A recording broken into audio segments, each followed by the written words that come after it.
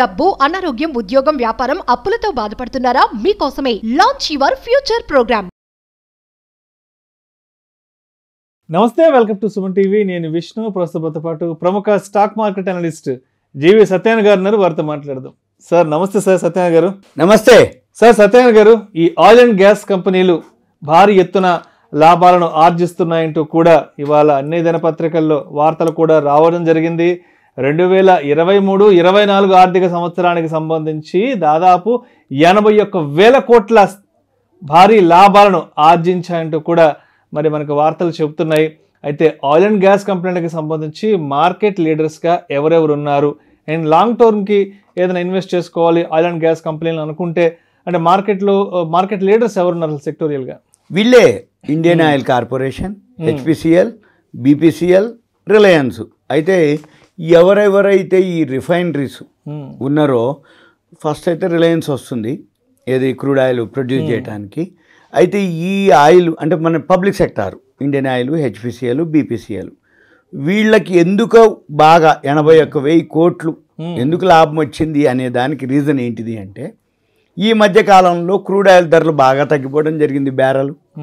కానీ మన వాళ్ళు పెట్రోల్ ధరలు కానీ డీజిల్ ధరలు కానీ తగ్గించలేదు. ఈ మధ్యకాలంలో ఒక 2 రూపాయలు తగ్గించడం జరిగింది.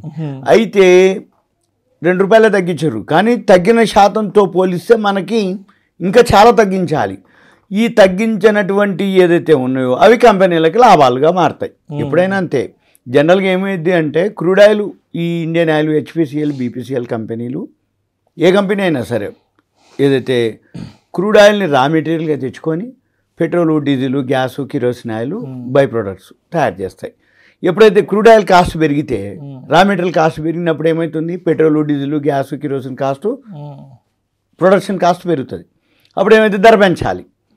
అయితే క్రూడ్ ఆయిల్ ధర తగ్గింది, ఈ పెట్రోలు, డీజిల్, గ్యాస్, కిరోసిన్ ధరలు కూడా తగ్గించాలి. కానీ తగ్గించలేదు గవర్నమెంట్. ఎప్పుడైతే తగ్గించలేదో గవర్నమెంట్ అప్పుడు ఏమవుతుంది, కంపెనీకి లాభాలు వస్తాయి. సింపుల్.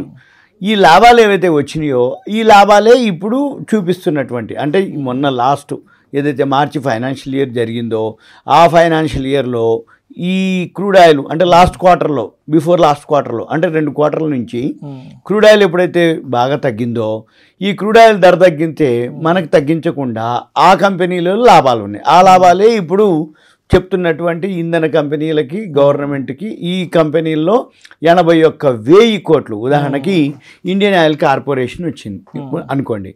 ఇది పోయిన సంవత్సరం 11,704 కోట్లు వస్తే ఈ సంవత్సరం 43,161 కోట్లు, అంటే నియర్లీ 400%. అంటే ఎంత సంపాదించింది లాభం అంటే ఇదే ఇండైరెక్ట్గా వాళ్ళు రా మెటీరియల్ తెచ్చి ప్రొడక్షన్ చేసి సంపాదించిన దానికంటే కూడా క్రూడ్ ఆయిల్ ధర తక్కువతోటి మనం ధర తగ్గించకుండా అమ్మినటువంటి హై రేట్లో ఉన్నటువంటి ఆ లాభం డిఫరెన్స్ ఉంటుంది చూసినారు. ఆ లాభమే దీనికి ఎక్కువ లాభం రావడం జరిగింది. ఎవరికి? ఇండియన్ ఆయిల్కి. అంటే ఇండియన్ ఆయిల్ లాస్ట్ ఇయర్ 2022-23కి 11,704 కోట్లు వస్తే ఈ సంవత్సరం 43,161 కోట్లు. అట్లే బీపీసీఎల్ అంటే భారత్ పెట్రోలియం, ఇది 2,131 కోట్లు 22-23కి వస్తే ఈ సంవత్సరం 26,858.84 కోట్లు వచ్చింది. అంటే 2,000 కోట్లు ఎక్కడ, 26,000 కోట్లు ఎక్కడ? అంటే ఇది బీపీసీఎల్ కూడా, ఈ హెచ్పిసిఎల్ కానీ బీపీసీఎల్. ఇక హెచ్పిసిఎల్ విషయంలోకి వస్తే అది లాస్లో ఉంది. లాస్ట్ ఇయర్ 22-23కి 6,980.23 కోట్లు లాస్లో ఉన్నది. టర్న్ అరౌండ్ అయింది 16,000 కోట్లు, 16,014.61 కోట్లు లాభాల్లోకి పోయింది. అంటే మైనస్ పోయింది, మళ్ళీ 16,000 కోట్లు లాభాల్లోకి రావడం. ఇవన్నీ కూడితే 81,000 కోట్లు గవర్నమెంట్కి చేరింది. గవర్నమెంట్ కంటే Indian oil, HPCL, public, Bharat petrol ఇవన్నీ పబ్లిక్ సెక్టార్ యూనిట్లు, గవర్నమెంట్ ఆర్గనైజేషన్లు. గవర్నమెంట్ ఆర్గనైజేషన్ అంటే గవర్నమెంట్ అంటే మనవి, ప్రభుత్వానికి వచ్చింది అంటే మనకు వచ్చినట్టే ఇండైరెక్ట్గా. అంటే ఏవైతే సంపాదించినంటే 2 రకాలు. ఒకటేంది, రా మెటీరియల్ కాస్ట్ తగ్గినప్పుడు మనకు తగ్గించింది అనుకోండి, కంపెనీ ఇంత లాభాలు ఉండవు. రా మెటీరియల్ కాస్ట్ తగ్గింది కానీ కంపెనీలు పెట్రోల్, డీజిల్ ఎప్పుడైతే మనకు ధరలు తగ్గించలేదో ఆ లాభాలు ఏమైంది, అక్కడ ఉండిపోయినాయి. ఇప్పుడు రాబోయే రోజుల్లో మళ్ళీ గనక అంటే ఇప్పుడు పెట్రోల్ డీజిల్ స్టేబుల్గా ఉంది, అయితే అదే మాదిరి ఉంటేనో ఒక మాదిరి ఉంటుంది. అయితే రాబోయే రోజుల్లో ఓకే వాల్యూస్ ఉన్నాయి. అయితే మనం చూడవలసింది ఏంటిది, ఇవే కంపెనీలు రాబోయే రోజుల్లో కూడా పెరుగుతాయి. ఎందుకు పెరుగుతాయి అంటే కంపెనీ ఆల్రెడీ సంపాదించినటువంటివి రిజర్వులు ఉంటాయి. వీటికి అన్నీ కూడా ఎప్పుడైనా కానీ కంపెనీ బాగా సంపాదించినాక నెట్ ప్రాఫిట్ ఉంటుంది. ఈ ప్రాఫిట్లో డివిడెండ్ ఇస్తారు. డివిడెండ్ ఇచ్చిన తర్వాత మిగిలిపోయిన ఫండ్ ఏదైతే ఉందో అవి రిజర్వ్ ఫండ్కి వెళ్తాయి. రిజర్వ్ ఫండ్ అంటే ఏంది? క్యాష్ రిజర్వ్స్, కంపెనీలో మిగిలిపోయినటువంటి నిధులు. అంటే సింపుల్గా మన ఊళ్ళల్లో ఫైనాన్షియల్ సౌండ్ అంటాం వాడుక భాషలో. ఫైనాన్షియల్ సౌండ్ అంటే సేవింగ్స్ ఎక్కువ ఉన్నటువంటి వాళ్ళు, అంటే కార్లు, బిల్డింగ్లు, క్యాష్ ఉన్నటువంటి వాళ్ళని, అంటే మన నగదు నిల్వలు ఉన్నటువంటి వాళ్ళందరినీ కూడా అంటాం.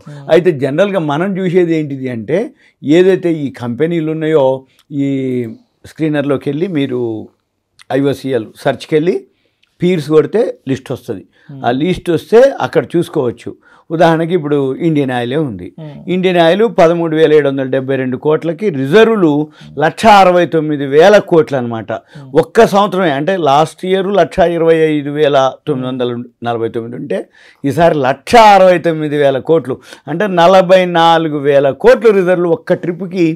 ఇన్నేళ్ల కంటే పెరిగింది ఒక ఎత్తు, ఈ సంవత్సరం పెరిగింది ఒక ఎత్తు. ఇలా IOCL, HPCL, BPCL ఇట్లా ఏదైతే కంపెనీలు ఉన్నాయో, ఉదాహరణకి ఇప్పుడు BPCL కంపెనీ ఉంది.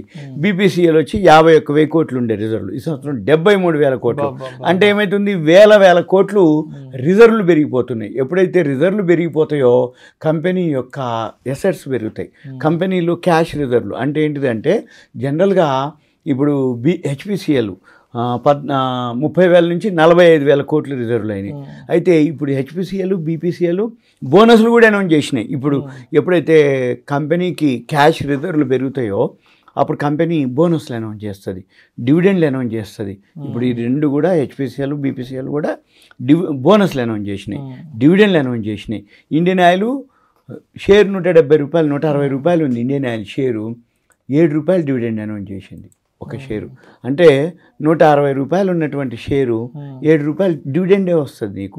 10 రూపాయలు ఫేస్ వాల్యూ. అంటే 160 రూపాయలకి 7 రూపాయలు వచ్చినట్టు అనమాట. అంటే ఏంది? వడ్డీ పరంగా చేసినా కూడా లాభమే. అయితే ఈ IOCL, HPCL డివిడెండ్లు ఉన్నాయి, బోనస్లు ఉన్నాయి. ఇప్పుడు ఎవరైతే ఇన్వెస్ట్ చేస్తే, అయితే కొంచెం టెక్నికల్ చూసుకోవాలి. ఫండమెంటల్గా ఓకే, గ్రాఫ్ చూసుకోవాలి టెక్నికల్గా. అక్కడ ఎంటర్ ఎగ్జిట్ ఉంటుంది. ఆ ఎంటర్లో కనుక ఎంటర్ అయితే ఓకే. ఇప్పుడు మార్కెట్ డౌన్లోనే ఉంది కాబట్టి ఈ మూడు కూడా కొనుక్కోవచ్చు. కొనుక్కొని ఎన్నాళ్ళు అక్కర్లే. ఇప్పుడు బోనస్లు ఇస్తారు, డివిడెండ్లు ఇస్తారు, తర్వాత తగ్గిపోతాయి. ఎప్పుడు బోనస్లు ఇచ్చినాక ఆ నిష్పత్తి ప్రకారం తగ్గుద్ది, డివిడెండ్ ఇస్తే ఆ నిష్పత్తి ప్రకారం. ఉదాహరణకి ఆ డివిడెండ్ డేట్ వచ్చే టైంకి, బోనస్ వచ్చే డేట్ వచ్చే టైంకి షేర్లు బాగా పెరుగుతాయి. పెరిగి మళ్ళీ తర్వాత ఏమవుతాయి? బోనస్లు ఇచ్చినాక, డివిడెండ్లు ఇచ్చినాక షేర్లు తగ్గిపోతాయి. కానీ వాల్యూ పరంగా మాత్రం తగ్గదు. ఇప్పుడు మీకు ఉదాహరణకి 100కి 100 బోనస్ అనుకోండి. 100కి 100 బోనస్ అంటే 200 షేర్లు అవుతాయి. షేర్ ప్రైసు అప్పటికల్లా బాగా పెరిగి ఆ X dividend, X bonus date వస్తుంది. ఎక్స్ బోనస్ రోజు, ఎక్స్ డివిడెండ్ రోజు. ఎక్స్ డివిడెండ్ రోజు ఎంతైతే డివిడెండ్ ఇచ్చిండ్రో, ఉదాహరణకి ఇప్పుడు ఇండియన్ ఆయిల్ ఉంది 7 రూపాయలు డివిడెండ్. ఆ ఎక్స్ డివిడెండ్ రోజు 7 రూపాయలు తగ్గుద్ది ముందు. అంటే ఏంది? 7 రూపాయలు తగ్గింది అంటే నీకు డివిడెండ్ వస్తుంది అని అర్థం. కానీ వాల్యూ పరంగా ఓకే. షేర్ ప్రైసు 7 రూపాయలు కలిపితే నిన్నటి ధర ఉంటుంది అంటే వాల్యూ. తర్వాత బోనస్ ఇచ్చిండు. బోనస్ ఇవ్వగానే బోనస్ మందం, అంటే ఇప్పుడు 1:1 అంటే 1కి 1. అంటే షేర్ ఏమవుతుంది? 100 రూపాయలు ఉన్న షేరు 50 రూపాయలు అయింది. కానీ వాల్యూ పరంగా అంటే అంతకుముందు ఉన్న వాటికి డబుల్ అయినాయి. డబుల్ అయినప్పుడు 50ని మళ్ళీ మల్టిపుల్ చేస్తే నీ వాల్యూ నీకే ఉంటుంది. డివిడెండ్ ఇచ్చిండు, తెల్లారి తగ్గింది. కానీ మళ్ళీ కొన్నాళ్ళు కాగానే మళ్ళీ పెరగటం మొదలు పెడతాయి. డివిడెండ్ బోనస్ ఎక్స్ అయిపోయినాక ఎక్స్ డివిడెండ్ ఎక్స్ బోనస్ అవుతాయి, అప్పుడు తగ్గుతాయి, మళ్ళీ పెరుగుతాయి. కానీ వాల్యూనే ఇప్పుడు ఏవైతే ఆయిల్ సెక్టార్లో ఉన్నాయో ఈ 3 లీడింగ్ ఇప్పుడు ప్రజెంట్ పబ్లిక్ సెక్టార్ యూనిట్లో. అంతకుముందు మీకు సింపుల్ చెప్తున్నాం. ఎవరైతే ఒక ఉదాహరణకి ఇప్పుడు ఒకసారి అంతకుముందు మోడీ గారు అన్నారు LIC ఇష్యూ తర్వాత ప్రభుత్వ రంగ సంస్థలన్నీ చాలా వృద్ధిలో ఉన్నాయి అని, వృద్ధిలోకి ఉంటాయి, ధరలు పెరుగుతాయి అంటే షేర్ మార్కెట్లో. అంటే అప్పుడు ఎవరు పెద్దగా పట్టించుకోవాలి. ఇప్పుడు పెరిగిన తర్వాత ఆ పబ్లిక్ సెక్టర్ యూనిట్లన్నీ అంతే. ఇప్పుడు LIC ఉంది, ఈ LICని ఒకదాన్ని బేస్ చేసుకొని అందరూ నెగిటివ్ మాట్లాడతారు. కానీ మిగిలిన పబ్లిక్ సెక్టార్లు వాల్యూ ఉన్నటువంటివి చాలా రెట్లు పెరిగినాయి అవి ఈ మధ్య కాలంలో. ఇప్పుడు అలాంటి న్యూస్ ఏదన్నా వచ్చినప్పుడు మనం అంటే కొంచెం అబ్జర్వ్ చేయాలి. ఎందుకోసం అంటే ఎవరైతే కామన్గా ఇన్వెస్టర్ ఏం చేయాలి అంటే వాల్యూ ఉందా, ప్రాఫిట్లో ఉందా కంపెనీ, అది ఏం పని చేస్తుంది. ఇంకొకటి ఈ ఆయిల్ కంపెనీలు ఎవర్ గ్రీన్ అనమాట. ఎలా ఉన్నా కానీ మనకు కావాలి. ఇప్పుడు పొద్దున్నే లేవగానే అంటే ట్రాన్స్పోర్ట్ అనుకోండి, ఇండియన్ ఆయిల్, హెచ్పిసిఎలో, బీపీసీఎల్, పెట్రోల్ పంపు, గ్యాసో, డీజిలో, కిరోసిన్ ఆయిల్, ఏదో ఒకటి. భూమి ఉన్న రోజులు కావాల్సిందే. భూమి ఉన్న రోజులు మనిషి మనుగడ భూమి ఉన్నంత వరకు పెట్రోల్ ఉండాలి, డీజిల్ ఉండాలి, గ్యాస్ ఉండాలి, కిరోసిన్ ఉండాలి. అంటే ఏదైతే మన నిత్యావసరం ఉన్నాయో అది ఎవరయ్యా, వీళ్ళే. HPCL, Indian oil, Bharat petrol అంటే గవర్నమెంట్.